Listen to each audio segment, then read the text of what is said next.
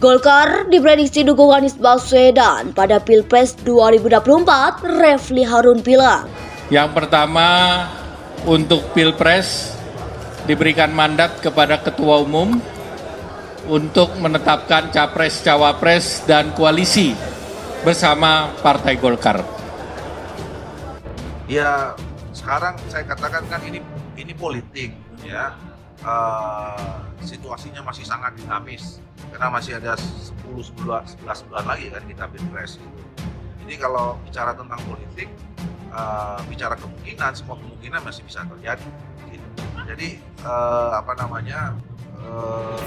kita kan sekarang ini sedang menjajaki, mencari format yang terbaik, ya, format yang terbaik buat kepentingan bangsa dan negara.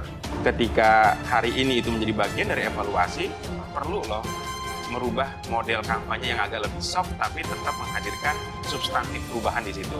Jadi itu saya pikir juga berangkat dari kesadaran Pak Anies untuk bisa mendongkrak elektabilitasnya. Ya jelas, kalau dilihat dari struktur pemilih masyarakat Indonesia secara sosiologis terutama, relatif masyarakat Indonesia itu lebih banyak yang berada di kelompok tengah. Ya, kelompok tengah itu adalah kelompok yang tidak suka berkonflik. Jakarta, CNN Indonesia, Partai Golkar digoda untuk masuk koalisi perubahan pendukung Anies Baswedan setelah P3 mengusung Ganjar Pranowo. Sejumlah pengamat politik menilai ada peluang Golkar merapat ke barisan Nasdem. Dan kawan-kawan, ajakan tersebut datang dari Wakil Ketua Umum Partai Nasdem Ahmad Ali. Ia menyebut koalisi Indonesia Bersatu yang digagas Golkar sudah bubar. Kalau Golkar ingin bergabung, dipersilakan, monggo, karena kita tahu koalisi Indonesia Bersatu yang kemarin dibentuk Golkar sudah bubar. Dia butuh kelompok atau koalisi baru untuk menghadapi pemilu 2024.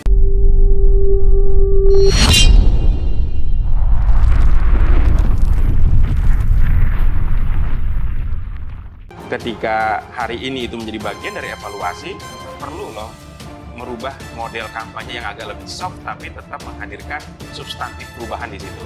Jadi itu saya pikir juga berangkat dari kesadaran Pak Anies untuk bisa mendongkrak elektabilitasnya. Ya jelas, kalau dilihat dari struktur pemilih masyarakat Indonesia secara sosiologis terutama, relatif masyarakat Indonesia itu lebih banyak yang berada di kelompok tengah. Ya, kelompok tengah itu adalah kelompok yang tidak suka berkonflik. Golkar diprediksi dukung Anies Baswedan pada Pilpres 2024, Refli Harun bilang. Airlangga Hartarto tidak cukup seksi. Partai Golkar diprediksi akan bergabung dengan Koalisi Perubahan untuk Persatuan, KPP, dan dukung Anies Baswedan pada Pilpres 2024 mendatang. Prediksi bergabungnya Golkar ke Koalisi Perubahan ini muncul setelah P3 memutuskan untuk mendukung Ganjar Pranowo. Terlebih, Wakil Ketua Umum Partai Nasdem Ahmad Ali membuka kesempatan kepada Ketua Umum Partai Golkar, Airlangga Hartarto, untuk menjadi cawapres Anies Baswedan. Menanggapi hal ini, ahli hukum tata negara mengatakan Golkar memiliki banyak tokoh dengan elektabilitas tertinggi. Sayangnya tokoh-tokoh tersebut terhalang oleh ambisi Airlangga Hartarto. Celakanya Golkar ini banyak yang punya elektabilitas, termasuk Ridwan Kamil misalnya. Tapi terhalang oleh nomor satunya sebagai pemuncak Golkar, sebagai wakil presiden, kata Refli Harun. Refli Harun juga menyoroti sikap politik berlambang pohon beringin itu. Menurutnya, partai tersebut selalu bermain dua kaki di dalam setiap pemilu. Golkar ini adalah partai yang paling asik. Kenapa asik? Siapapun yang berkuasa, dia pasti akan ikut, ujarnya. Jadi kalau nanti yang berkuasa Anies, dia akan gabung dalam pemerintahan Anies Baswedan. Yang berkuasa Ganjar Pranowo, gabung juga, tambahnya. Mantan staf ahli Mahkamah Konstitusi itu mengatakan Airlangga Hartarto tidak memiliki masalah dengan para capres. Dia bahkan sudah dapat memastikan bahwa Golkar tetap akan bergabung di pemerintahan selanjutnya. Hal ini pun sangat dilimitasi bagi Airlangga. Meski demikian, kata Refli, saat ini Menteri Koordinator Bidang Kemaritiman dan Investasi Menko Marves, Luhut Binsar Panjaitan, masih menjadi Dewan Penasihat Golkar. Bisa saja dia mengarahkan Golkar mendukung Anies Baswedan walaupun Airlangga tidak mendapatkan posisi Wakil Presiden, tapi itu strategi, tuturnya.